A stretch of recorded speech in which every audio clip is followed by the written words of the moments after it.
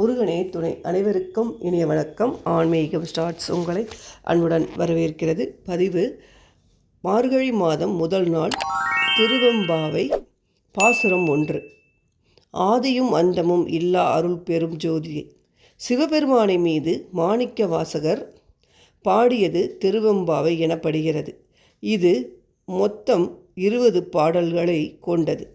திருவெம்பாவையின் முதல் 8 பாடல்கள் சிவபெருமானை போற்றி புகழ்வதாகவும் 9வது பாடல் சிவபெருமானிடம் வேண்டுதலை சொல்வதாகவும் அமைக்கப்பட்டிருக்கும். அதைத் தொடர்ந்து வரும் 10 பாடல்கள் திருப்பெருந்துறை சிவபெருமானை துயில் எழுப்புவதற்காக பாடப்படுவது திருவெம்பாவை பாடல்கள். திருப்பள்ளி எழுச்சியுடன் சேர்த்தே பாட வேண்டும் என்பது மரபு. மாணிக்க வாசகர் அருளிய மிக முக்கியமான திருவாசகத்தில் இடம்பெற்ற பாசுரங்களில் ஒன்றுதான் திருவெம்பாவை.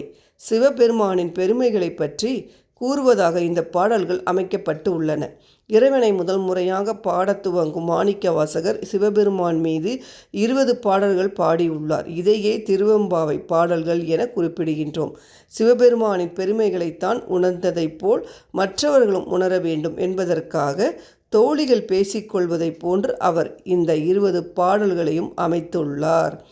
திருவெம்பாவையின் முதல் 8 பாடல்கள் சிவபெருமானை போற்றி புகழ்வதாகவும் 9வது பாடல் சிவபெருமானிடம் வேண்டுதலை சொல்வதாகவும் அமைக்கப்பட்டிருக்கும். அதைத் தொடர்ந்து வரும் 10 பாடல்கள் திருப்பெருந்துறை சிவபெருமானை துயில் எழுப்புவதற்காக பாடப்படுவது திருவெம்பாவை பாடல்களை திருப்பள்ளி எழுச்சியுடன் சேர்த்தே பாட வேண்டும் என்பது மரபு. திருவெம்பாவை பாடல் 1. ஆதியும் அந்தமும் இல்லா அரும் பெரும் ஜோதியையாம் பாட கேட்டேயும் வாழ் தடங்கண் மாதே வளருதியோ வன் செவியோ நின் செவித்தான் மாதேவன் வார்கழல்கள் பாடிய வாழ்த்தொளி போய் வீதிவாய் கேட்டிலுமே விம்மி விம்மி மெய்மறந்து போது ஆர் அமளியின் மேல் நின்றும் புரண்டு இங்கண் ஏதேனும் ஆகாள் கிடந்தாள் என்னே என்னே ஈதேயம் தோழி பரிசிலேலோர் எம்பாவாய். பொருள்: நீண்ட விழிகளை கொண்ட பெண்ணே, முதலும் முடிவும் இல்லாத அருட்பெருஞ்சோதியான இறைவனை நாங்கள் பக்தியின் மிகுதியால் பாடுகின்றோம். அவனை நாங்கள் பாடுவதைக் கேட்டும் காதில் கேட்காது போல் நீ உறங்கி நின்றேயோ? உன் காது என்ன கேட்கும் திறனை இழந்து விட்டதா? மகாதேவனின் நெடிய சிலம்பணிந்த திரு பாதங்களை நாங்கள் புகழ்ந்து பாடிய ஒலி கேட்டு தெருவில் சென்ற எங்கள் தோழி ஒருத்தி விம்மி விம்மி அழுதாள். தரையில் விழுந்து புரண்டு மயக்கமுற்று கிடந்தாள். அந்த எம்பெருமானின் நாமத்தை சொன்னதற்கே உணர்ச்சி வசப்பட்டு விட்டாள் அவள். ஆனால் என் தோழியே, இன்னமும் நீ படுக்கையோடு உறவு கொண்டு உறங்கிக் கொண்டிருக்காயே? நீயும் அந்த ஈசனை வாழ்த்தி பாட எழுந்து வா.